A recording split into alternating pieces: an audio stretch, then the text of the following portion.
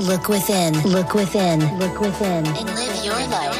And live your life on the edge of two worlds. A reality where you find true understanding of who you are. Take the step into the unknown with Alexander McCaig and Jason Rigby as they explore the thinly veiled world of consciousness, spirit, and the human condition. Join them in embodying the oneness of all. Walk the cliff's edge between the seen and the unseen realities. Welcome to High Density Living. Hello, everybody, and welcome back to Higher Density Living. I can't even talk straight. I'm so excited to have Michael Horn on with us. Michael, you're an extremely special guest, and you have some incredible teachings and talks and literature and video that you've actually published out there, and we're very excited to dive into and talk about the spiritual nature and teaching of what you actually have to share that came from, I guess, what you would say, one of your great teachers. So we would be very happy if you could kind of join us here and give yourself a little introduction after Jason kind of reads you in and give us your flavor and take on how life's been for you. Sure, thank you. I will. Well, Michael Horn has been involved in a lot of issues since 1968. He is a writer-producer of award-winning feature-length documentaries, And Did They Listen?, as well as The Time Fulfills, The Silent Revolution of Truth, and the Meier Contacts, The Key to Our Future Survival, which we'll be talking about today. He is the best-selling author of Future Self, and he even wrote a children's book called The Bulb Heads and the Pinheads. He's an award-winning film director, film producer, prize-winning painter, designer, and creator. He is also award-winning songwriter and one of the first creators of the digital online book publishing ebooks. And this is really cool, Alex. I love this, Michael. It was good to meet you. You are the inventor of the first portable travel neck pillow? Oh, yeah. Yeah. I'm not the one who got it out in the world. I invented that about I think it was 72, 76, maybe somewhere in there. 76 sounds right. And I had a prototype made. It was an inflatable collar, but I couldn't find anybody who wanted to make it, believe it or not. No, well, I think have dogs picked up on that after they have their surgeries where they put the inflatable neck collar around them? Yes, they put those on there now. Yeah, I think those are. That for travel, the whole thing. I mean, everything you see in airports when we were still in airports a lot, all those collars are a variation of exactly what I, created. No, that's phenomenal. You're a real Renaissance man, Michael. And we think that, it's interesting that your background has synchronistically led you to, I guess, some of the information that was released by a Swiss German. And I don't want to dive into it. I would like to hear from your perspective how your history has brought you into connection with this specific individual and his history and timeline that has led to this thing called the spiritual teaching, which we're going to go over today. Would you mind just kind of bringing us into that? Well, sure. As a kid, I was growing up in the 60s, 50s, actually, 40s, 50s, and 60s, now that I think about it. And when I was very young, I used to have dreams of lights, disc-like lights in the sky. And I also had dreams of standing underneath a disc and it was rotating. I could tell that it rotated and that it could move in any direction instantaneously and blah, blah, blah. Well, during that time, I was only able to get, the early radio shows of the so-called space heroes of that era. Tom Corbett, Space Ranger, Flash Gordon came online along with... there were, a couple others that Captain Video, etc., that most people have never heard of because this was all radio and very early television where the spaceships were like little model rockets. You could see the string that they were being suspended on. And I was very interested in those things. And at the same time, there was not too far I could go with it. I had certain very cosmic questions as well. I used to ponder certain things when I was about 10 or maybe a little younger. I told my mother I wanted to know the truth about God and Jesus. And coming from a non-religious family, my mother was quite a little character, Russian woman. And she's, a little fireball. She'd been orphaned when she was like 10 in Russia and traveled across the whole country to Estonia. Well, like an interesting background to my family. So I asked her about this, and I'll never forget, she was knitting, sitting in our little living room, and she looked up and she said, well, as far as I'm concerned, God is love, and the rest of it you'll have to figure out for yourself. Smart woman. Yeah. And she just had a very good ethic. She was just a totally honest, straight ahead woman, hard working. And so I like to say now that when that comes up that I have found to my satisfaction the answers to those questions, at least certain aspects of those answers. So I carried my interest forward in my life through, the 50s and 60s and all. And then it was in 1979 that I walked into a bookstore in Los Angeles, California, that was called the Bodhi Tree. And there, facing me on a shelf about 20 feet from the door through which I'd entered, was a coffee table size. Well, it wasn't the size of a coffee table. It was Michael, that's a big book. It was, yeah. I asked the guys to bring it out to the car. They refused. So I bought the smaller one. I bought the actual photo book itself. 1979. I think it was called Contact from the Pleiades. I still have that book and another copy of it and all of that. And I had been attracted to it because the cover was so interesting. It was a UFO floating there, and I'm going, wow, that looks pretty real. And I hadn't really seen much since I was a kid about UFOs. Occasionally there'd be something in a tabloid or an article. So I look at that and I go, wow, that's really clear. So I started to leaf through the book and I just bought it. I think it was $29 at the time. $29. Oh, what a deal. Inflation's probably 80 right now.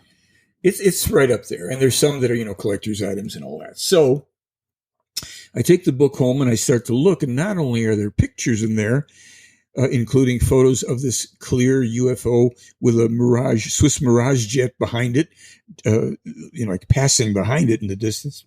But there's a lot of information in the book about this man, Billy Meier, about the investigative team that had come from the U.S. to check this out, about different aspects of their investigation, which included photo analysis, metal samples, sound recordings, and things like that. As I recall, they were already covering some of that in the book. And then there were quotes from the alleged extraterrestrials that were kind of cosmic, but, not airy-fairy New Age stuff, just kind of attention-grabbing to the kind of thing that would make you think, wait a minute, that's worth thinking about. So I had that book, and I would go and I would look at it over and over into the 80s. And then it wasn't until 1986, my daughter and I and a woman I knew were in Sedona, Arizona, at the time a very still underdeveloped prototype for the New Age Mecca that it would become. And we were in a little cafe on 89A, and it was called the Sunflower Cafe. I have no reason to believe it's still there. I've never been able to find it since. It was a large health food restaurant, and we sat down. There was nobody else in the place, as I recall, save for the wait staff. And there was one guy sitting at the opposite end of the cafe restaurant at a table, a booth, whatever. So I kind of beckoned him over to join us. And the conversation got around, of course, to the phenomenalistic aspects of Sedona and the, what do you call it? The interest in crystals and New Age stuff and UFOs. And the next thing, I knew we're talking about Billy Meier. And this guy, whose name was Ralph, said to me, well, have you read the contact notes? They were called that at the time. They're now commonly referred to as the contact reports. Well, I said, what's that? He said, well, you remember reading those quotes that are in the book? I said, yeah.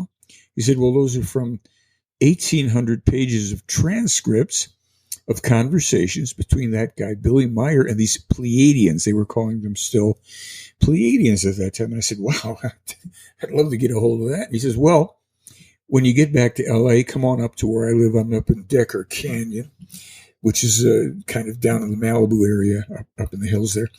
And he said, I've got the 1,800 pages. And I said, it's a deal. So we were back in L.A. in a week or so, and I made an appointment, went up to see him.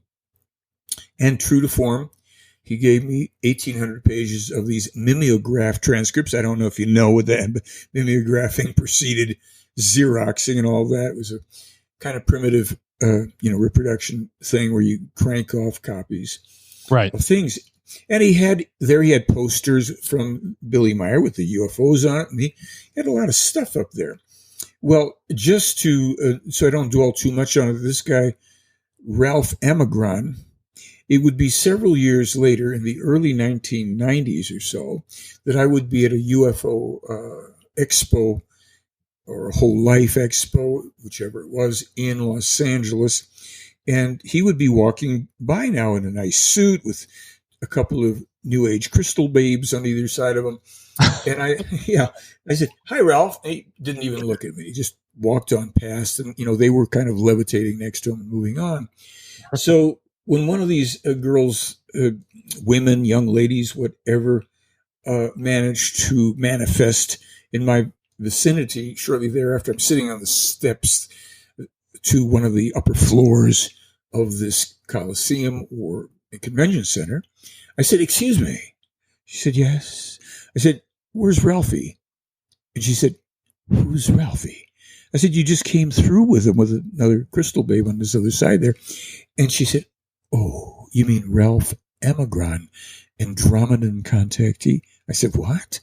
So this guy wasn't content to be a retired or out of work IRS agent.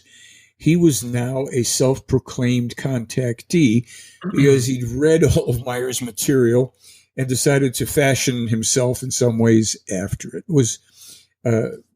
Things didn't work out that well for him. He turned himself into a terrible fraud, but a lot of people believed him. Okay. Interesting.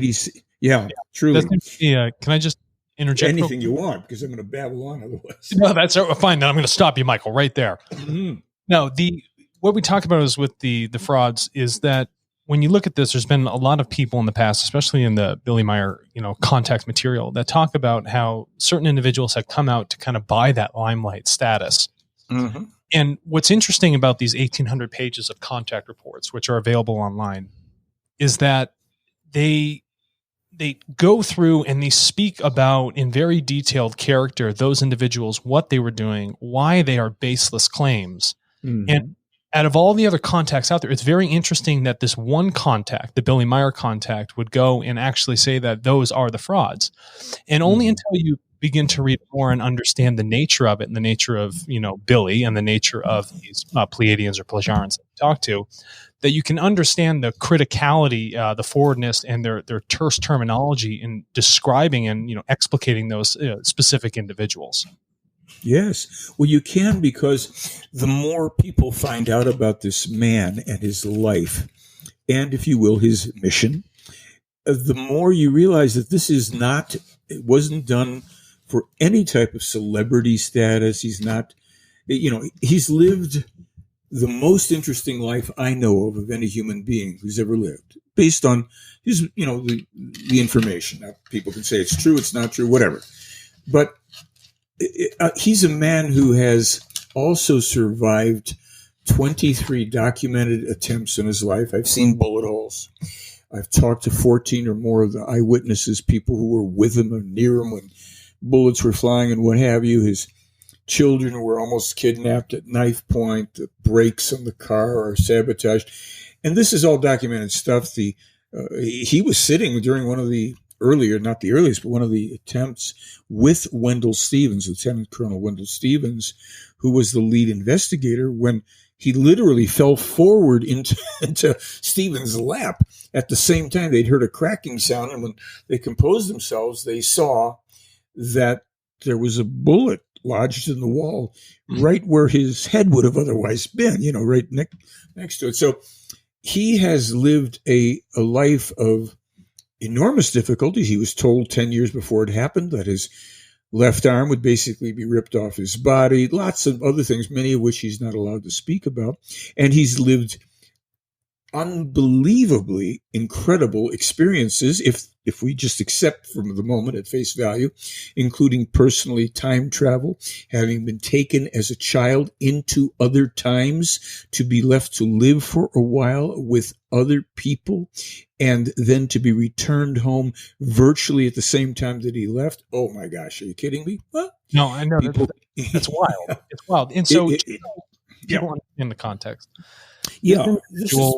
It wasn't born into a super literate family. He came from a hardworking Swiss-German family. He was brought up by, Father Zimmerman. Is that what his name was?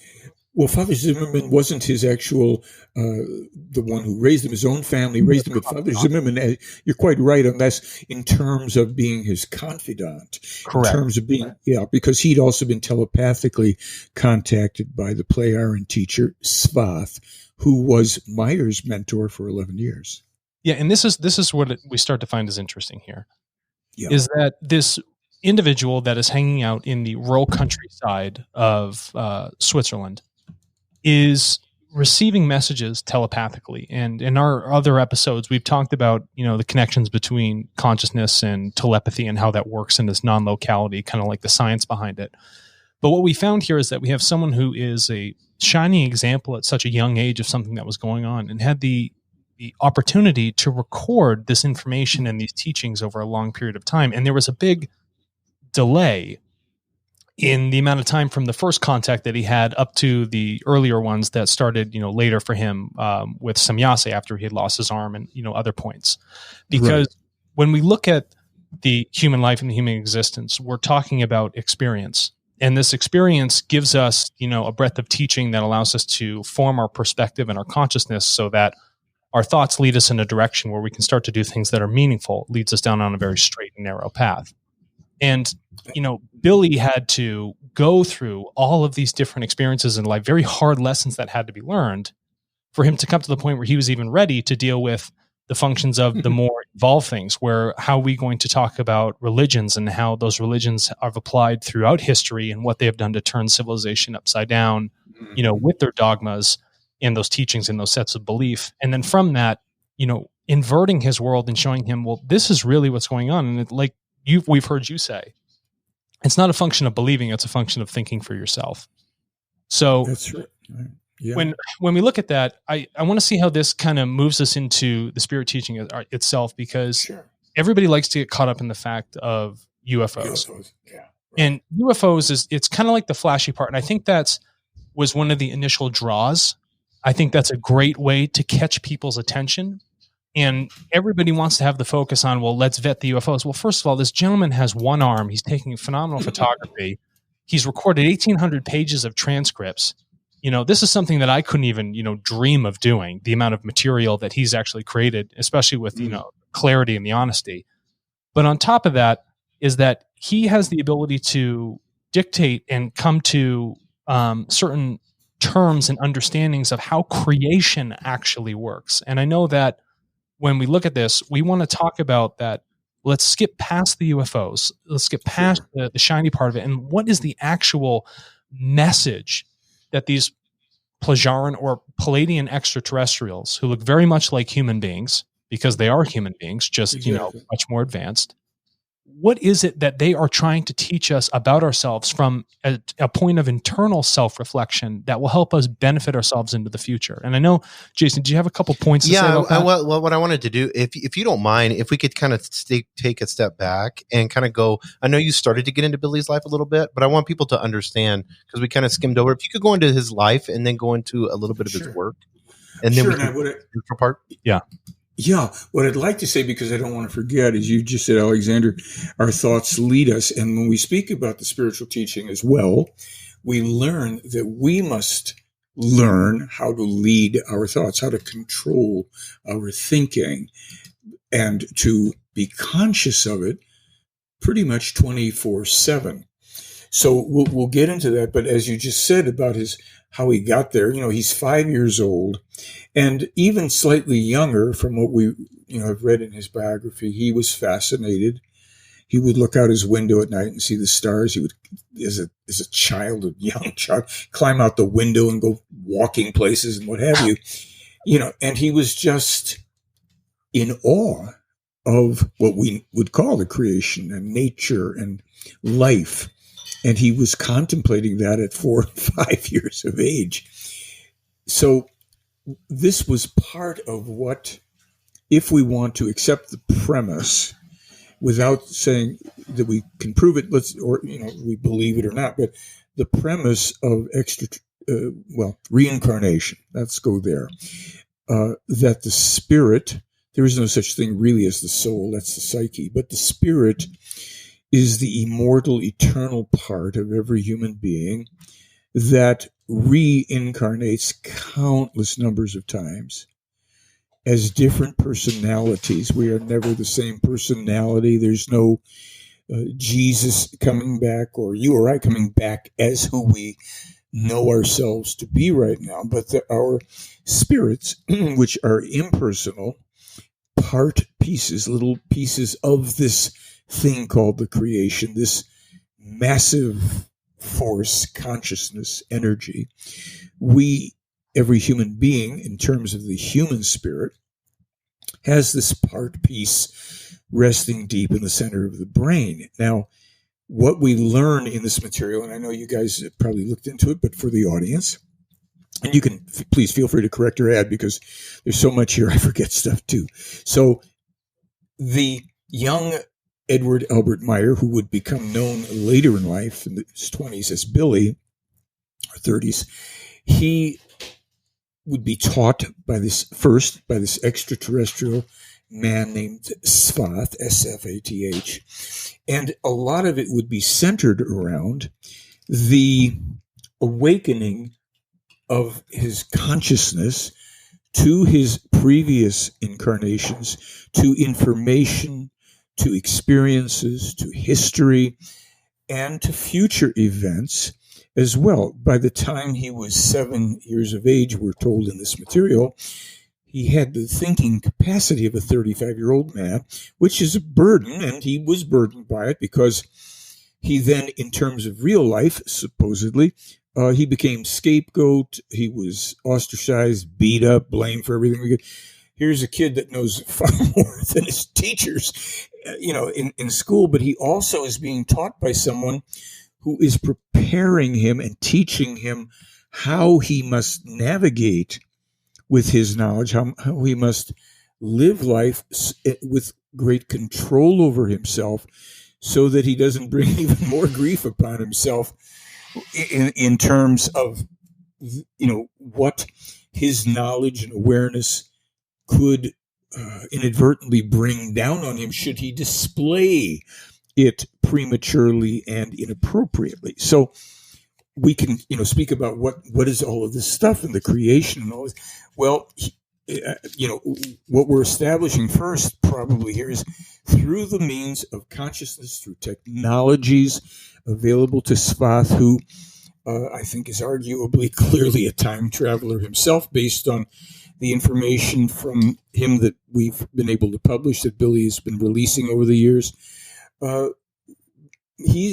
Meyer is being taught by an enormously wise man for whom he had and still has great respect. He just, when you see or listen to him speaking in the films or in interviews and mentions Svath, you just know that he has great reverence and respect and regard for this man because he awakened him, to reality so that his full potential, his spiritual and consciousness related, those are two different things really, until much later on when they merge. But that potential in him could be awakened and developed and nurtured, and so that what he would bring forward through his own self-responsibility, which is one of the core elements in the teaching, the spiritual teaching. It's basically step one. I mean, we like to think about spiritual teaching, self-responsibility for everything in our lives. It's right there,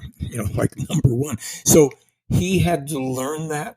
He had to become quite in control of himself from the early stage on, not that he always would be, he's a human being, but and also to not indulge in self-pity in any way, shape, or form. And if you meet this man and then you find out that when you've been speaking with him, he's suffering from this or that, you'll never know, because he just does not. He literally grins and bears it, not in a overtly martyr-like self-suffering way, but just in his own nobility.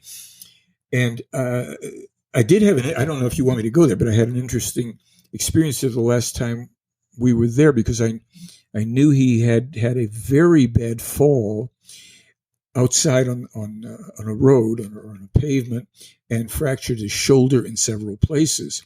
And as one of the people who I've been in touch with for years over there, Christian Fenner, I was talking to him about Billy, and he says, "Oh yeah, Billy's a walking disaster case. We know it. He knows it. Here he goes again." And I was with Meyer one day when he fell in his office, and I mean, he just keeps on going. So he falls. They take him to Zurich to get a hospital, X-rays, the whole thing. And the doctor tells him, "Yeah, that's pretty bad. You're broken up here and there, but we can't operate on you because you've just had a heart valve replacement." I mean, literally, this guy's got a collection of stuff you wouldn't believe. And if we would try to operate on you with a fluctuation in blood pressure, it would kill you. So I'm sorry, but we can't do anything.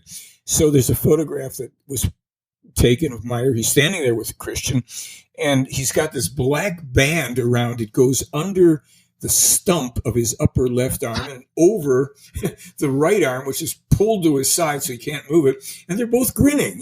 Meyer just, look what happened to me, right? So, I talked to Christian about this little. Go ahead, I'm sorry. No, this is an interesting fact here, because in the early part of his childhood, now he's consciously thinking like a 35-year-old individual in terms of his processing power and, of his consciousness and his thoughts. But this other individual, Svath, this other entity, when he is learning from him, this is not in a hierarchical nature. When Svath goes to teach something, the understanding from how Jason and I understand this is that we are part and parcel of creation. So when this entity comes that's many hundreds of millions of years more advanced, and they come to teach, they come with the understanding of looking at the other individual as the other self, rather than someone who is just different or the other, right? Because they understand that there's a shared commonality of creation between both. So, well, yeah, go ahead. I'm sorry. So what I want people to understand is that it's not like someone's coming down and saying, "Oh, I'm more advanced than you. This is how things are. You need to follow through with it. We're going to tell you what you have to do." It's like, no. What we find is that the free will is still appreciated, where it's offering the experience if the individual is willing to choose and take that experience, right? And I think that's a very different part or perspective that people need to understand when we're talking about, someone more evolved, and how that applies to if you were going to listen to some sort of religious leader saying that this is black and white, this is how things are going to be, and then that eradicates all choice and free will out of the situation. And it doesn't have that sort of Socratic method or dynamic section of learning where there can actually be a sharing of knowledge properly between two entities. Does that make sense? Yes, it does. But and I should say, I want to say that it's made clear by these people, probably not so much for Billy's benefit as for those who are reading and studying, that these people are more advanced in these ways, and yet they make it clear there's things we certainly don't know. We simply don't have beliefs. We know or we don't know. We're constantly evolving like you. And at the same time, they've said to him on some occasions, since you've signed on to this, you've got to do this thing to fulfill this thing. But of course, if you don't want to, you can sign off on the whole thing. And Billy did struggle with that a couple times, because they don't pussyfoot around with him. And in this context, they all, Meyer and the Plejaren, have a sense, a knowledge, and a foreknowledge of what this mission, if you will, is to be about, what its purpose is, what these times in particular allow because of the electronic age. Unlike the time of the previous prophets going back thousands of years, when the prophet could only speak whatever the teaching or truth is that they wanted to convey, and then it's at the mercy of those people who are the scribes or who, want to repeat and tell people what was said here. And that's how religion started, because they changed things for thousands of years. changed. The same spiritual teaching was taught by Enoch, Elijah, Isaiah, Jeremiah, Emmanuel, Muhammad, and Meyer in the language of the time. So what has to be clear is at this time, these people know, after eons of really paltry levels of success and great setbacks because of the religions and politics that grew out of that, they have this last shot to get the mission, if you will, right, so that the teaching, spiritual teaching, is established, preserved, without adulteration, without manipulation and changes and creating cults and religions and et cetera about it, as has been done for thousands of years. So indeed, my point being, there are some demands in this, and there are demands on Meyer because he's, here's the mission. If you choose to accept it, this comes with it. And Meyer at times is, balked or, pushed back and even said, I can't do this, this, and they've said, well, you got to get it done. Okay. Or find somebody to do it because this stuff has got to be done right this time. Yeah. Yeah. Go ahead. I'm sorry. No. So, and this is interesting, right? So, and this was his initial period with Svath, that he had this kind of growth. And then after a period of years, he goes through his own personal experience, and he's revisited back again when he's in Switzerland by another woman called Semyase. No, before that, there's one. Oh, who else is before that? That's Asket, A-S-K-E-T. And she's not the Plejaren. She's with another race for what it's worth. Can't tell the players without a scorecard. But yes, Svath mentors him for the 11-year period. And then as he's passing out of life, literally, he introduces telepathically Asket. He informs Meyer that he will now be taught by another person. And then shortly after that final telepathic communication, because this happens not in person, right? Asket speaks to him telepathically, as Svath had too, introduces herself, and that begins an 11-year period of remarkable stuff with time travel and you name it. So yeah, there's a sequence, and then it isn't until another 11 years later or so in 1975 that Semyase comes on the scene, January 28th or something. So this is interesting because when these two other women show up, one telepathically and the other one physically, we starting to get into things where they break down the archetypes of the human life, its experience, creation, the levels of creation, its structures. And I think this is where a lot of the meat really starts to come in. Outside of all of the, scientific and historical questions and everything else that he begins to ask, I think what Asket, is the prelude to what Semyase begins to dive into deeper. And I want kind of Jason to cue us in here to some of these items. What I'm interested in is because when I looked at the book that he had wrote in 1978, The Existing Life in the Universe, he gets pretty heavy into that. But before that, I don't know if we're skipping or not, but I want to see how you became involved in this, and then how because you're the North American. I don't know if you'd use the word ambassador or probably no. I'm technically the American Media Representative, but in the contract we have, I am also authorized for South America. I lived briefly in Brazil, and I have been presenting in the English-speaking world as well, like, in the Netherlands, London, Australia, Hong Kong, where there is English spoken in those countries widely. So I'm authorized contractually in a contract that obligates neither of us to any financial responsibility to the other. In other words, I'm not paid. I don't have to pay them. I'm free to have my own opinions, disagree. I mean, these things have happened. I try to figure things out. I don't agree. I don't know. So we created a structure whereby I would, because I asked to do it, I volunteered to do it in, I think, 2004, that I would present the information as they make it available officially.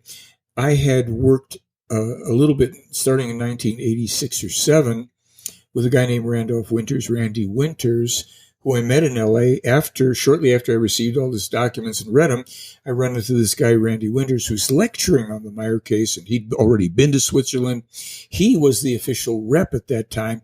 And it's just that certain things happened that went south with the way he did things. And I had asked Randy if I could get some slides. I said, I want to start doing some presentations because I was his entertainment. I was doing New Age comedy before Randy would get up and speak, because I was doing that like in 1986 and all. So what happened was Randy was a very nice guy. He gave me slides and all that stuff. And oh, yeah, sure, here, go ahead and do it.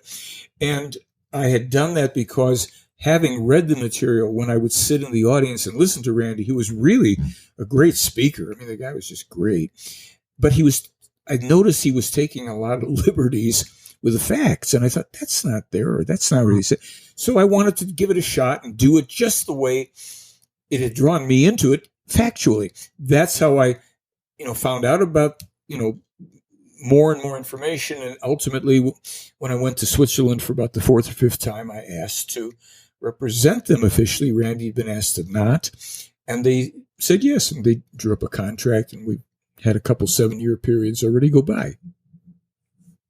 Yeah, and Michael, whenever you start to getting to these mature teachings, and where you're starting to write books and stuff like that, what are you seeing his life develop as? Because I still want to kind of play back with what Alex was saying. Sure. Yeah, I don't want to stray from the direction you want to go. There's just so much, it takes you down these roads. First of all, I haven't written any books. I've done lots of videos and, films and what have you. And give me the question again, more specifically about what you'd like me to answer there. Yeah, I want to start with that 1978 book, because there's so many interesting things in there, and I know that, and I don't want to get into the parallels of what's going now with the prophecies and stuff like that, but the life in the universe, kind of where he gets into the 7 levels, and kind of he starts to get into creation a little bit and some of those teachings. Right. Sure. Well, I'll give you just a kind of spiritual teaching light answer on that, which is to say, in that book and in other publications and documents and what have you, Meyer is given information. He's been given information, or he's, let's say, gone and obtained it from what's called the storage banks, which is a similar but not exactly same idea to what the New Age people and all that call the Akashic records. So what we have, to refer specifically to the 7 stages, there are 7 stages of human development, within which there are 7 stages in each of those stages. And each of those stages pertains to certain types of development. And that means in terms of consciousness, as well as in terms of technology and capabilities that the humans go through. And this is said to be, pretty much universally true for all human beings, human races evolving in the universe, about which we don't factually yet know anything other than what we can glean from this material. And we'll just say, here's the instruction for the people of Earth. Same thing. So each of the stages requires a certain long period of time of development. And the last I remember, because I haven't looked at that diagram for a while, human beings of Earth, I think, are in the low 2s. Correct. And the Plejaren are said to be in the 5s. Okay. And the Plejaren know and interact with and learn from races that are more advanced than they are in spiritual development and or technological, but they are also much more advanced in certain technological development and in spiritual development than other races. But they are, we can read about what these levels of development give us. And so we in the Choose, as I'm remembering as well, we are in the early stages here, scientifically, as we can tell during this early, part of this Aquarian time, of a lot of technological advances, and everything in life is a double-edged sword. You can use technology and you can use spiritual development and consciousness development for good or for ill, positive or negative. And there is always the looming, lurking danger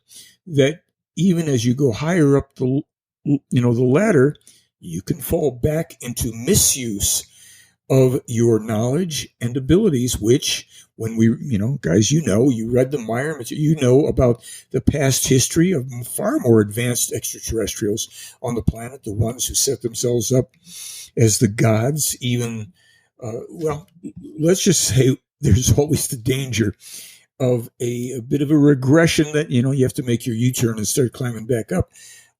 Generally, you're not going to fall way down, but it still can be bad. If you have high tech and great knowledge, and then you, as the forefathers of the Plejaren did, misuse it to enslave and put in bondage and even destroy whole peoples and planets and what have you, you have created, some mess in your own evolution that you have to evolve your way out of and clean it up and, let it be a lesson to you. So wherever we are right now, or whether we're in the next stage, it's always back and forth, double-edged sword, self-responsibility, that first principle. And while we can talk about all of the magnificent things that are, await the human being in our development, it's always going to be about certain factors at the core, and self-responsibility, the control of our thoughts, utilizing the neutral positive thinking, seeing things exactly and clearly as they are, moment by moment, deciding in our thought control whether we continue, perpetuate a thought, change it, dismiss it altogether. This is what goes on in these big heads of ours because we're doing it unconsciously all the time. And, most people, just in terms of the spiritual teaching, which is, remember, in Billy Meier, in our film, The Silent Revolution of Truth, he says it, the meaning of life is the evolution of consciousness. So if we go to the spiritual teaching, ultimately, every human spirit, maybe there's some exceptions that for whatever reasons don't do it, but has the destiny through evolution to evolve higher levels until eventually to remerge with the creation, the creational force of all life in this universe, in this creation, which creates and sustains all things according to its immutable laws. Okay. Yeah. Okay. Let's just make sure this is clear for everybody in kind of like layman's terms. A human being can reincarnate. It can come back. Okay, multiple times through the power of the spirit, which is a piece of this thing called creation. Is that correct? The human spirit reincarnates. Right. The human being is a new personality in each new reincarnation of the spirit. So there are new personalities incarnate, but the spirit reincarnates. So yes. Spirit reincarnates and you get a new fleshy body with a new personality, right? Yeah. It's really nice. New instrument. And this is going to happen many times. And the length of time that this actually takes is what the Plejaren have seen are specific archetypes of evolutionary growth, 7 stages with 7 substages. And through their observation, they're at a certain point, and we right now in our world, in our time, our dimension, are at a certain point also. Is that correct? Yes, but the only thing I'd add, just for clarity, because a lot of people who are, wonderfully interested in spiritual development, the term archetype often has a, let's say, a conscious or subconscious image of some kind of a being with it, when in fact, it's better to say development or something which is, in a sense, more neutral, so we don't get into the the New Age space brother type of a thing, or, things that don't exist. So I'm just doing that because it's been a long, hard road to hoe for the teaching, whereby while religions took it off course, the spirit, the New Age stuff has likely also as well. Yeah. And we don't want we want to make sure that there's no dogma in what we're saying here. So, okay, forget the archetypes, but what we're talking about then is, so we're moving through specific stages of evolution in our own consciousness and our spirit so that we can get back to this creational source. So as Jason and I have described in prior episodes as a metaphor, is that if we're the drop of water, the drop of water always wants to find its way back to the ocean. It's the same thing that happens here on this planet. If it comes out of the sky, it'll hit the ground, and for whatever reason, it'll get into some sort of stream, which goes to the river, that feeds out into the estuary, and that goes into our ocean, the greater body of source energy. And this spiritual energy, this piece of spirit, this Parcel, is finding its way.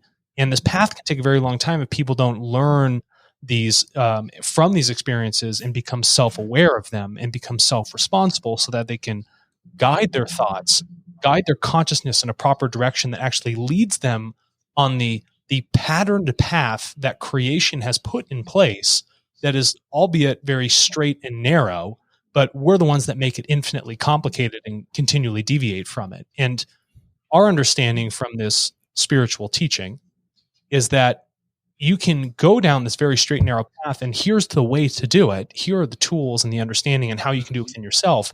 It's difficult, but it's infinitely simple. And if you want to infinitely complicate it, you're going to find yourself in these sub-levels, repeating them over and over again until you learn what needs to be learned within that experience. Is that correct? I think there's a lot in what you've said. When you started speaking, I was reminded of something that years ago.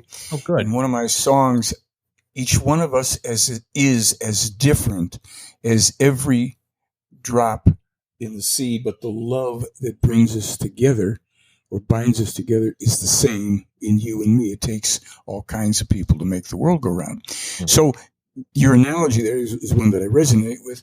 And I think it can also be said that for the most part, and there may be some exceptions, and there are historically, most of the spirit forms that incarnate as human beings, while mistakes are made, it might be a lifetime or two of kind of finally getting that element right, while other progress can be made in evolution and consciousness. Some people, because of certain long-standing history going way back of tremendous abuse, may require even more, reincarnations of that spirit form in order to clean up, if you will, that act. It's not karma, it's just stuff that has to be set straight so that certain patterns are not repeated and certain lessons are learned, and then, moving along in evolution. And when we think, if you will, of our human lives here, which are relatively short, compared to the lives of, let's say, the Plejaren or other extraterrestrials that may exist, but the Plejaren can live hundreds to, 1,500 years, whatever, and they have the benefit of a world in which peace reigns now, we're told, didn't always, and spiritual teaching and development. They can make tremendous progress, but it isn't outside of the realm of our own possibility to make, relatively speaking, good consciousness to spiritual progress in each life. No, I think that's great. And you used a very specific word. You said the word peace. And I think that the peace is not only in a material sense where there's lack of conflict and all those other things, but there's also an internal peace of the individual, the entity itself. And I think that is something that allows for creativity to foster properly and allows for creation to come through. And I know that Jason has a couple of words to say about this thing. Yeah, I thought it was interesting, especially with peace, when you start looking into teachings and they get into like the High Council and, the 2,800 spiritual leaders per planet and how that they give advice.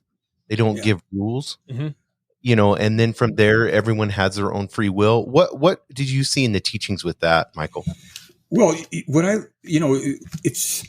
it's about the laws and recommendations. Now, a lot of people, what laws I have to do.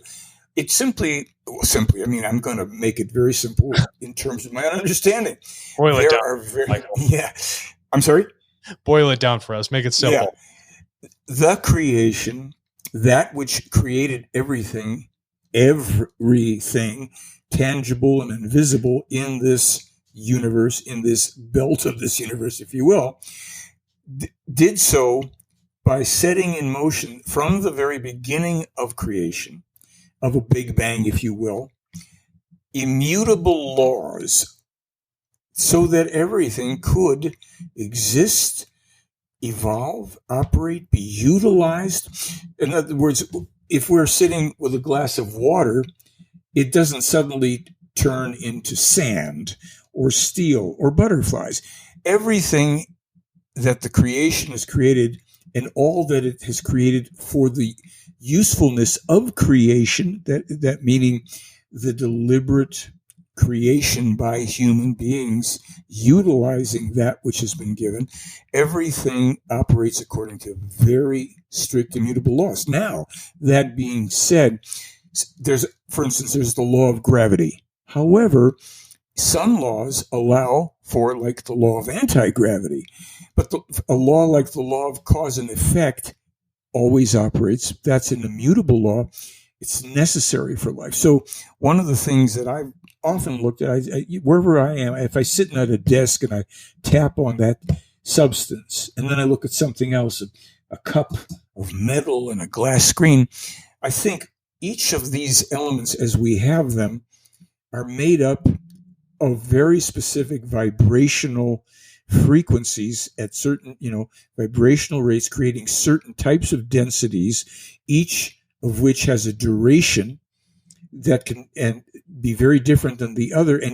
And human beings are given, through the free will and the evolution of consciousness, the ability to develop themselves so that they can take different, if you will, ingredients of life, and for better or worse, build and create with them. But they have to be mindful of this law of cause and effect, because whatever we do, there's always an effect. There's always a result, an action that proceeds from every action, and even from every action and effect proceeds yet other actions and effects. So to come back to try and go back and simplify it a little, in my understanding, is just what it is at this stage of my life.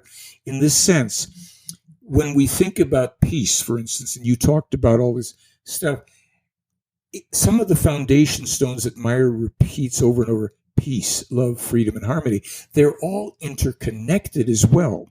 Right. And they all are, and they're related to how we think, because it takes consciousness, thinking, effort, reasoning, and what have you, to make sure that we create or co-create, maintain, rescue peace, bring things back into harmony, recognizing the interconnectedness of all things, which you could also say is love. And freedom, we're given that freedom, and those things are like a Mobius strip or something. They are just interconnected, and when something goes out of whack, either on the micro level or the macro level, we can become unpeaceful, unfree, unloving, and unharmonious or disharmonious. So just like Jason is. So this is why also when we think about it from the perspective of this teaching, which is very different than really anything that does exist. Oh, there's elements of things. Even in the religions, there's some elements. Well, the golden rule is cause and effect, if you think about it. But when we come back to thinking about this whole thing, we realize that big movements into the world, the peace movement, as you guys probably know, has been running around with a symbol that is literally the symbol of death. It's the upside down real peace symbol. It's an elder futhark, which was adopted by the Nazis, a symbol for death. Yeah, it's an old Nordic word. And so we're unconsciously going around yelling about, and literally yelling a lot of the time, because we're carrying and promoting a symbol that has an effect on our consciousness or unconscious of disharmony, disruption, death, conflict. The Nazis used.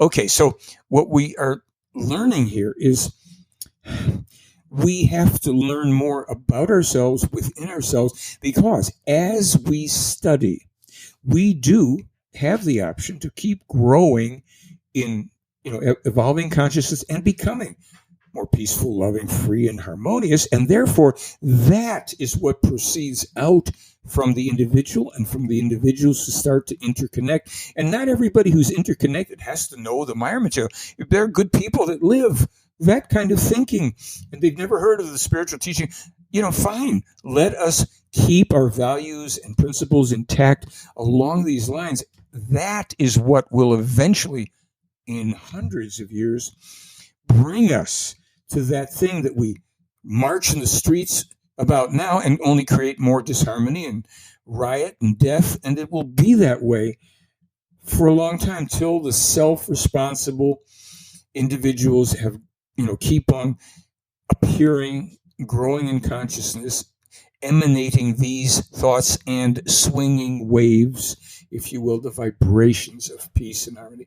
And we don't have to wait. We do that from this moment on. We do it in our own consciousness. We do it in our homes. We try to live that way with our families, with our partners, with our friends. And we prioritize that so that we don't get sucked into this wave, which is going to be coming on enormously strongly, of disharmony and disruption, anarchy and war, and complete lack of reason. A lot of it's already here. So we have to choose that now. And those who don't have to run around and proclaim anything, but just live in that frequency, live in that vibration and consciousness, do the best we can so that we, on a reasonably selfish level, navigate this mess as best we can, help others to whatever small or large degree. Okay. Yeah, we've been trying to shake off Jason's auric stench for years. You remind me of something. Oh, gosh. I just got to tell you something. Go for in it. 1986, I'm getting into all this stuff, and I start to go to channeling events and New Age stuff and everything. So I get inspired to write a song, and the first verse is, you've got affirmations, you practice patience, you visualize and you chant, but down beneath, like a little thief, the belief still says, I can't. So you blame reality. Yeah, you blame reality because duality's always got something up its sleeve. Well, the joke's on you. Your aura too, you better take your karma and leave. New Age blues. Someone dropped your crystal. New Age blue. You better get a metaphysical. New Age blues. New Age blues. I don't want to hear about your energy. And it goes on and on. So that's how I ended up doing New Age comedy of all things, And then I go to sit in the audience at Randy's events because I was doing this all over the place in LA and other places. And then I'm watching all this stuff. And then I go, I think I want to do this instead of New Age comedy. I don't know if you didn't get signed to Sony. That blows my mind. It's what? I don't know how Sony didn't sign you. Well, yeah, I lamented certain things, but then I felt in retrospect, people always said, well, why aren't you a millionaire? I said, because I'm lucky. I wouldn't have followed through and everything else. I was writing songs, Leave Your Body Here With Me, like, darling, you mean so much to me, you and all your entities.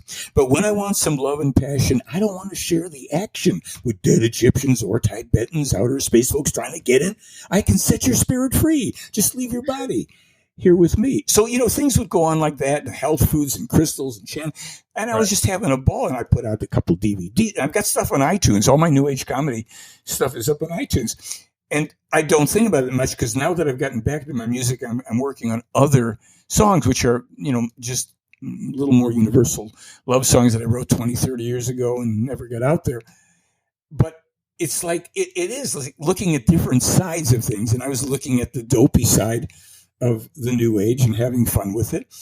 But once I immersed myself in the Meyer material, it's not that I lost my sense of humor and my love for music. I thought, wow, this is more important. It's just that simple. This is what I'm going to do. And I'm not going to, my persona and personality as a performer isn't going to be in here. All that's going to be in here from that is my ego as the vehicle to come forward with this as neutrally as possible. And that's what I really focused on from the very beginning. I'm going to, do it this way, not about me and being clever, but rather let's do this thing. So it was just an interesting shift in because you asked me early on about how'd you get into it. That was the turn, the oblique direction. Suddenly I was going in, and I was no longer focusing on that other part, but I was focusing on this because it was so compelling. Oh, I love that. And, about the compelling nature, we want other people to feel compelled.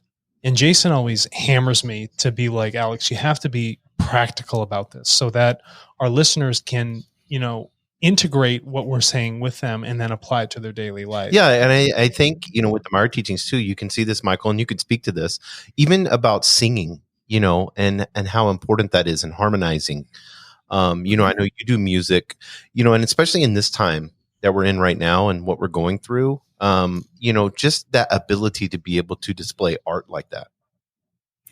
I think it's super duper important because that whole harmoniousness then resonates from within. It's like I started way back in the folk tradition in the late 50s and all that stuff. And then I started writing my own songs. And just as we're talking now, I thought there's a song I probably wrote 25 years ago. There have been those throughout the ages who have come here to enslave us, offering promises of power without love. And though only love can save us, it is looked for by the bravest inside of us as well as from above. So it was the more universal songs. I wrote personal love songs, but I wrote all these more universal songs. And then when we were doing our film, I guess you've seen it, The Silent Revolution of Truth. Right. We did that in 2006. And I remember because we were getting ready to do some filming and stuff. And we were in Laughlin, Nevada at a UFO Congress where I was one of the speakers, as was Wendell Stevens and Christian Frenner from FIGU. And I was in the audience listening, and Christian was telling this interesting story. And he was saying, well, and this is 2006, and we're starting to work on the film. He said, in the Plejaren, world era, they had like a contest, you could call it. And what it was that whoever would come up with the most concise phrase, a short phrase to describe what Billy Meier's mission on Earth was, would be taken to meet him. And they would have to learn German, which they learn the language in about 30 days or so, and then they could come. So who ends up being the winner? At the time, I think she's either 10 or 12, a girl. Claudina Icarina is the name given. And her phrase was the silent revolution of truth, or the still. German, you've got a lot of variations of meanings words, revolution of truth. And I'm sitting in the audience with my friend Leon, and we look at each other. Wow, that's a great title. Mm-hmm. So I went and started the song for it. And then we wrote the song and had a singer put it in the special features of the film. And I want to tell you the words because I love the second verse, but the first verse is, people of the world, our inner voice says, time is running out. And so are choices. We can change the course of history with our thoughts. We can see that no more wars are ever fought when peace is sought and when it's taught to all the people of the world, like you and me, for nothing speaks louder than the silent revolution of truth. The cry begins from deep within to turn the power loose. When heart and mind with truth align, we'll see the living proof of the silent revolution of truth. Here's the second verse. People of the world, our inner wisdom will guide us to fulfill a bold new vision where dominion over self is how we rule, where justice is the lustrous crowning jewel. The light of truth comes shining through, so all the people of the world can live in peace. That kind of a thing. Nothing speaks louder. So we did that, and we got this girl to sing it. And I love that song because it really did embody so much of that message that this is about. There's many ways, many messages for that you can encapsulate elements of the truth, of the teaching, and all. And those are the songs I like the most of all the things, and that's what I'm working on again. That ability to be able to live in truth, and that you don't, like you said, you don't have to go out there and voice it. It's just what you are and what you become. It's true. And for those people that do feel compelled, if you will, or inspired, by compelled, I don't mean obligated and a burden, but they feel the inner desire and need to stand for the truth, to speak about it, sing about it, write about it, whatever. That's fine, because it will need that element too, so that those who will resonate once they hear the truth, like all of us, we found it some way. And so we are, drawn onto that path, and each of us has a lot of space on that path to walk freely and also to join others. So some people will, for a long time to come, they will be the ones who will also remind people about this path, without coercion. Ohne Zwang or something, I think, in German. So this is important, but most important is that each individual will embrace these, ideas, study them, tussle with them if they need to, and live them to the best of their ability. So, Michael, you spoke about a creational law, not a recommendation, but a creational law, and that's the law of cause and effect. So what is it that an individual listening right now could create as a cause within themselves and around them in their current surroundings that would have a dramatic, positive, neutral effect on their consciousness, their evolution, and society that they interact with? What is it that we could leave as a message and a teaching right now for people to enact upon? Go ahead. That's an interesting question, because we also want to understand that, and this isn't to criticize the idea at all of doing it, that when we talk about a dramatic effect, we're looking, understandably, in a world that's such a mess, we'd like to make a positively dramatic or neutral positively dramatic effect. But if we start with the idea, and we'll work our way into this a little bit here, we start with the idea that we are responsible for observing, certainly, and controlling the thoughts. Now, I do suggest that anybody that wants to, let's say, take that idea that you expressed, which is great. I mean, I'm not putting it down just because the words, dramatic effect. I suggest that they start to read in any of the books, because it triggers aspects of the conscious and unconscious mind for what is even referred to by Meyer as the inner teacher.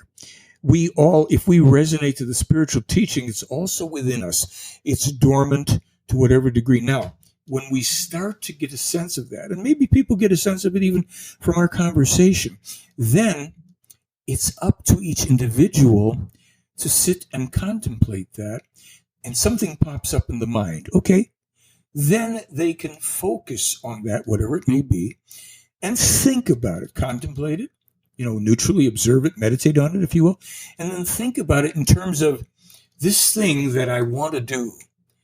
What would I do with it? Where could that go? What would my intention be?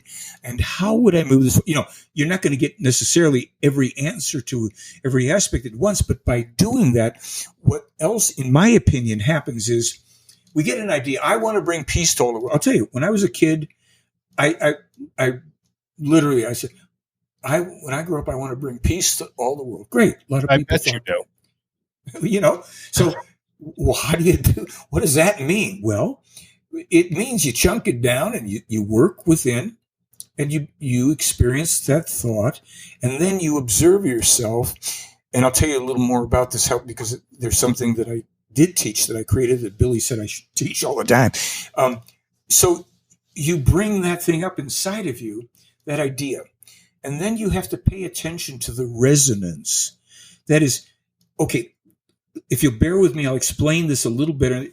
And this is one way that I do it, and one way that is in harmony with the spiritual teaching. And it isn't the only way it could be done that is in harmony. Here it is. Yeah, give us an example. Perfect. Okay. So years ago, I was starting to practice standing Qigong, 1990. And I just broken up in a relationship with this woman in LA. And I'm standing in the garden. My teacher's a Chinese guy, barely speaks English. Suddenly, out of nowhere, I hear, because I have a big knot in my stomach and I'm trying to just stand there and do my Qigong. Ask your spirit to show you the core of the pattern. That's what I remember. I went, oh, whatever that is. Okay, fine. So suddenly I'm experiencing, that means I'm seeing and feeling and remembering my relationship, not with my mother or a girlfriend or a wife, or with my father. I'm going, what the heck? And I'm starting to feel tremendous heat come up. I'm literally seeing red. Now, all this time, I'm just standing there quiet as a mouse. And this stuff is exuding from me, and bombs are going on. It's just this fury. I'm observing it while I'm feeling it. I'm going, oh. Suddenly, it seemed, it's over. I went, what the heck was that? And then it's like, I hear this little inner thing. My own little inner voice says, think about him again. And I thought, oh, that was my old man. What's the big deal? He did the best he could. I went, whoa, wait a minute. And I'm in this little recoil going, what? How could that be? And then I hear, now think about her. And I go, oh, yeah, Jan, nice girl. what was I so upset about? Then I felt my solar plexus, my, kind of the center in my body. Solar plexus is where we got the term soul. Well, anyhow, I'm feeling it with the psyche. I'm going, oh, there's no knot there.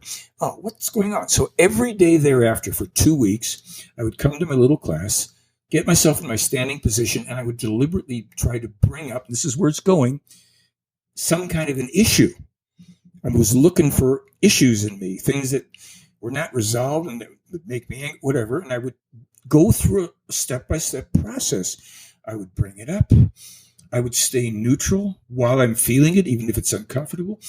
I would take it in on a breath. I would let go on a breath. I wouldn't hold my breath. I would feel, where is this localized in the body? I would be curious, like a child. What is this? Where is it? Not as much analytical as just curious and experiential. So after 2 weeks, I approached another student, a woman who was a psychotherapist, and I said to her, hey, I come up with something. Would you be willing to do a session? I didn't want to waste any time. So she said, yeah, what's it about? I said, I just want you to work on an issue you've got, and here's what I want you to do. I want you to not tell me what it is, because I'm not a talk therapist here. I'm going to guide you through steps, and you just go through it, and you see what happens. So I was able to do that by only asking kind of neutral questions. How are you doing? Do you feel it? Where do you feel it? Okay. And so a half hour later, I said, well, how are you doing? She said, oh my gosh, what the heck? How did you? And she writes me this testimonial, a major breakthrough in body-mind therapy. Okay. And then there was another guy I knew, a therapist. So since I tried it out on a couple of people, then I went to San Diego. There was a whole being weekend or whatever. I did a group of people all at once because it was just generic. I could instruct people. I don't have to figure out what's going on with you. You can figure it out. So I made a recording of it on a DVD. And then some years ago, I sent it to Meyer because the first half was a presentation, 2006. And the second half was a process where I filmed me teaching a group how to do this. And I said, Billy, if this isn't, what's the right word here? Congruent with or compatible with my work, I'll put it on another website. And he wrote me back. He said, no. Teach this every opportunity you get. It's part of the spiritual teaching. I went and Vipassana is another means. It's kind of close to Vipassana with some other elements to it. And I thought, there's a lot of ways to, do the proverbial, we'll just say it for the vegetarian, skin a banana, whatever. And so I ended up, this is what I was taken to Europe to teach by a consultant to Princess Diana. And I've done tons of sessions on people. And then I thought, well, why don't I just make sure the DVD's on my website? And I have it up there. And every now and then I'll tell people about it, blah, blah, blah. So because here's the thing about it, to answer your question. When we bring something up in our consciousness, there is quite often a physiological or kinesthetic component. For better, for worse, we may contract. We may be relaxed. Any, variations of the theme between those two and different qualities that can come up in the physical body, in the mind. And so through the observation, basically neutrally, and the breath, taking breath in and letting breath go. And I was never a believer in affirmation. So naturally one night at 3 a.m, I wake up with this whole statement. I call it an operating principle. By the love, power, force, and will of my spirit, I disconnect, forgive, release, and transmute these limiting patterns, influences, behaviors, and beliefs, and replace them with the positive, loving qualities of my spirit. Now, eventually someone at the FIGU said, you should probably use the word consciousness instead of spirit, because that's what's, I said, you're right, but I'll tell people that, but if they have that, they said, that's fine. Yes, as long as you know the difference here. It's not your spirit doing it. I said, great. So basically, we transmute these things not by denying them and not by forcing them, but through, a patient, moment by moment, breath by breath, conscious process where we continue to relax into ourselves, stay alert and attentive, and we don't do, oh no, it can't be that, because that's one of the things that makes people spend so much unnecessary time. They ask for something comes, you go, well, it can't be that, and they move on. So if I'm answering you, it's through each individual's decision to envision with precision a certain idea or goal, striving. Remember, as you know from reading this material, without striving, there's no life. Without life, there's no striving. So something to strive for. And that doesn't mean, sometimes it's a great effort, but it doesn't mean that everything you strive for is effort. You come up with I want to contribute to peace in the world. Your inner wisdom, your spirit form is incarnated lots of times over perhaps already millions of years in evolution. If you ask, it's going to start popping stuff through the consciousness, and you get an inspiration, you get an idea. You go, yeah, I'd like to do that. Then you start to think about it, to develop it, and to lean into it. If I do that, let's see. Oh, wait a minute. Yeah. Okay, I can handle it. We then create, moment by moment, we create our process. We commit to working on it. We strive. We see how dedicated we are to our goals, because some goals take a very long time to accomplish, and some are shorter. There have to be some that we strive for, that where we feel the wind and we go, okay, I can keep going. Well, the next one might be a little rougher, but you got the taste now for evolving consciousness. And there are affirmations in the Meyer material, which are like little meditations. 77. Yes. Yes, I am strong, I am indestructible, and I'm full, beautiful things, because if we affirm something in the present tense, not I will have or will be, I am this, sure, that affirmation can be a focal point, because one of the reasons I never got involved with affirmations prior to that is because I noticed that people were always affirming things that they really didn't believe. And I would, in my New Age comedy act, I would say to people, look, rich people don't have affirmations on the refrigerator saying, I'm rich. They know it. Now, if you want to put that affirmation, I'm rich, I'm successful, you know what I'm saying? So if you're going to use an affirmation, then you say it inwardly, whatever it is, wherever it comes from, and pause and feel the resonance, if there is one. Meaning, when you speak that to yourself, either inaudibly or audibly, does that feel open and evolving and positive? Or does it kind of go, something's tightening up when I say it? Why would something tighten up when I say that I'm a loving, wonderful, peaceful guy? Oh, yeah, my hamstrings. Yeah, exactly. I'm saying I'm peaceful and I love people, but it cripples me when I walk. I should probably check into that. And a lot of people notice my limp. So Mike, that loving, peaceful. I know when he's lying. I know Michael. I know his call. Yeah.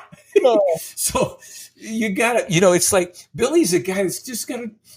When he laughs, his entire being shakes like a bowl of jelly. It's in our film, in The Silent Revolution of Truth. I don't know if if people see that film. My co-producer, my director in that film, Jack Gerlach, German guy that I met, and we went over there. Wonderful opportunity, because Jack spoke German and he could do a lot of stuff that we would then get translated later. So we're asking something of Billy, and we're just done, and then Billy speaks about relationships, man and woman. It's very nice and balanced. And then Jack says to me, Michael, do you have anything to add to that? And I said, I'm not an expert in that area. And Billy just shakes like a bowl of jelly laughing, because Billy, he is a human being. He had a 30-year marriage that was hell. So this isn't about perfect beings. It's about being human beings, fully human, embracing that, not being pretentious on the spiritual. Okay, take it away. It's about the spiritual teaching. There's stuff in there I couldn't begin to explain. There is stuff like in the book, The Psyche, a short book. I have to read and reread that book. My girlfriend and I, we reread passages. I go, wow.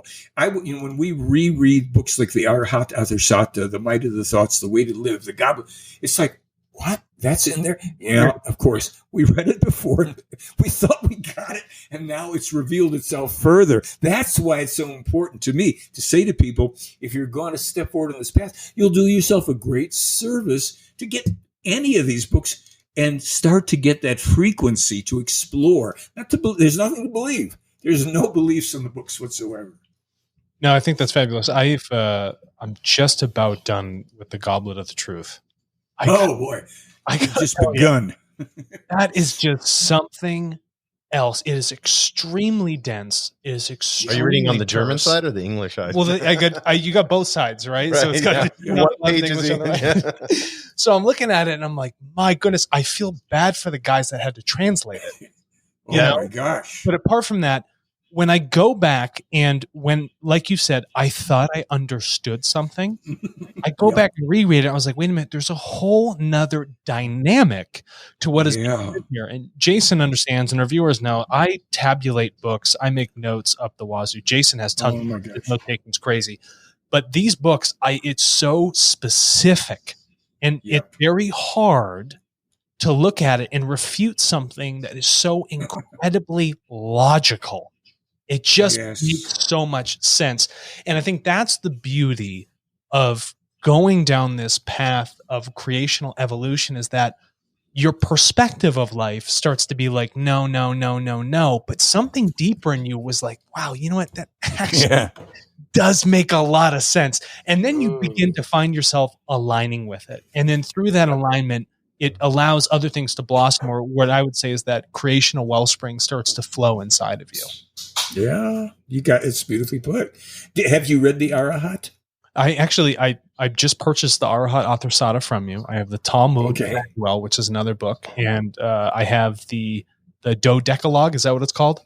Yeah, the Decalogue or Dodecalogue. When you read the Arahat, I really want to hear from you as or after you read the Arahat, because that book, to me, that's a showstopper. There's just something about that book we don't get to ever. It's really like a whole other level. Let me say this, because I'm not a great promoter of things. Some people might think I am, because I speak on behalf of this. But anybody that buys any book, if they want it, all they have to do is choose one other, like a DVD, a downloadable book, an ebook, and tell me, and use the word free in the order, and they can add your name or the show. I will give away and send a link to a download, whatever they want, on any DVD, ebook, or digital download.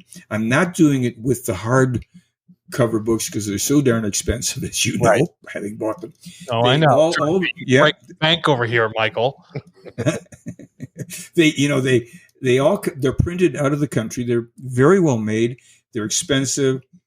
They take a long time to get here, blah, blah, blah. So, but I'm glad to do that for anybody that wants to say, hey, I heard their show. Give me this thing. Okay, yeah, here it comes. Okay. And sometimes it takes a while. We'll choose. We'll just do the three letters HDL. And if they purchase a book and they choose another CD or DVD, you'll put that in there with it. Is that our understanding? A digital, yeah. Yeah. Digital. Yeah, I mean, any of those that are there, they can just tell me which one they want. And where would they go to do that, Michael? Well, I have a shop. It's linked from my blog, and it's actually on the theyfly.com website, and it's linked from theyflyblog.com. So you can get there either way. And if there's any problem, they can email me. I answer all my emails. It just takes me a little while, but I do, because anybody that's going to take the time to write, I'm going to take the time to write back. Appreciate it. Today emails from Malta. The other day it's Vietnam, China, Saudi Arabia. I'm thrilled. People in all these countries that didn't know they were getting my thing, my blog and all that stuff. So yeah, I'll be happy to give, anything away that's there. And along those lines, just so we're clear, I can't send you the goblet for free, but I can do the others. So yeah, I mean, that's just so that there's something additional if you want. And the films are good. I won't say too much, but there's stuff in these films that either the Silent Revolution came out in 2008, and Did They Listen came out in 2014, and in both of those films you're going to find prophecies and predictions of things that are happening now. Also in the Meier Contacts, it was like a lecturementary, I call it. It's a lecture with a PowerPoint that I put out in 2004. You can read stuff in there, and it's happening right now as we speak, unfortunately. Yeah, and just to touch on that, I'll give you 2 gifts, all right? Because we appreciate you coming on here with us. Oh, we want you to come back on, and we want you to talk about the prophetic part of it, because we want to hear it from your understanding and what's been going on and how that's aligned with your studies of climate change and other things like that. Sure. And we'll bring you on for another episode so we can have a discussion on Arahat Authorsada if it's so much of a showstopper, because I think everyone would appreciate that. Sure. Anything you want. Yeah, Michael, I wanted to ask you one last question because I want to make sure we respect your time because we're going on an hour and a half here. We all know George Norrie, coast to coast. He said Michael Horn is the world's leading authority on UFOs. So I have to leave with this question because I love it. What is? And we're in New Mexico too. So Alex and I will call each other and say, "Hey, do you see that up above the Inventor?" Yeah, right. Better believe it. Yep. What are you seeing right now in just? Fun question. What are you seeing right now with UFO activity and everything that's going on? Do you mean literally or comment on that which is being reported? I think literally, because I know you've had sightings and stuff like that, in your life, and certain things. I've listened to other podcasts you've been on and where you've primarily talked about UFOs. But right. What are you seeing right now? Well, I don't, it's funny because, guys, we're all living out where the skies are magnificent at night. And sometimes I just don't even get out to look at it. I don't pay too much attention to it for a couple reasons. Because we live 6 miles from a place called Camp Navajo where they test secret military craft. A guy I know lives 4 miles from me. He called me up really excited one night because he and his son were watching a couple objects dancing around in the sky. And I said, well, that's probably from Camp Navajo. So here's my understanding. Yes, I've had 7 or 8 sightings, 2 of which I'm pretty convinced, maybe 3, were the extraterrestrial sightings of the Plejaren. 1 for sure when I lived in the mountains of Brazil. Billy confirmed it. And the rest, I would say, were probably the secret military craft. There is one other option. Most sightings are probably secret military, but some can be another race or group or groups that observe us and have done that for a long time, but who, according to the most recent information I know of, do not interact. They don't meet with people. They don't channel anybody. They're not abducting anybody. They are observing the mess. And it's possible, as a matter of fact, even the Plejaren have said they think it's possible the Phoenix Lights may have been from one of those groups. Certain sightings in Belgium and other places in Europe also. And they also have said that at least most of the information up to this time is that the so-called abductions have been primarily secret military operations. We can leave a little window there in case it's ever revealed that maybe one of the groups decided to mess with people. But I also have interviewed a guy I know who's an Army Ranger, and he said, well, we used to do things like that because we could, pump gas into people's houses, get in there, mess with them, and they think in the morning that they were, they've been abducted. But let's put it this way. Most of the sightings, but not necessarily all, are said to be secret military craft. The U.S. has been developing these things for a very long time, and they don't have true interplanetary, let alone interstellar or time travel capabilities. All that is nonsense. There's no bases on Mars where people are, building something and all that stuff. There's a lot of challenges yet to get to Mars and, and start to develop. It will be done over time. Maybe Elon Musk is the forerunner of it, and maybe he doesn't even end up being the one who does it, but he's forging a path. So just to conclude that thought, I find those things interesting, but not necessarily important because there's nothing I can do with the UFOs thing. I was 20 feet away from the little disc there in mountains of Brazil. It startled me at first, watched it, talked to Billy the next week. But then years later, I put it together with something else that happened up there in Brazil that maybe that had been part of, and maybe we'll save that for another time. Yeah, this is what I appreciate about is because we all know how factual and scientifically evident the UFO community is. Put on to Roswell. What a mess. Yeah, so I appreciate. So that's why I wanted to ask you this in closing. That's why I wanted to ask you it because I appreciate how forthright you are and exactly how you have the ability to be able to articulate it in such a way that brings a lot of clarity and logic to it. Well, thank you. I do my best, and I'm always literally trying to get it better because there are people, world's leading authority in UFOs. Let me just tell you, Billy's been on these things since he's 5 years old, never talks about it. So he doesn't need to. And there's people probably in Switzerland and other places that know more about quote unquote UFOs. It's just that I know more about the real.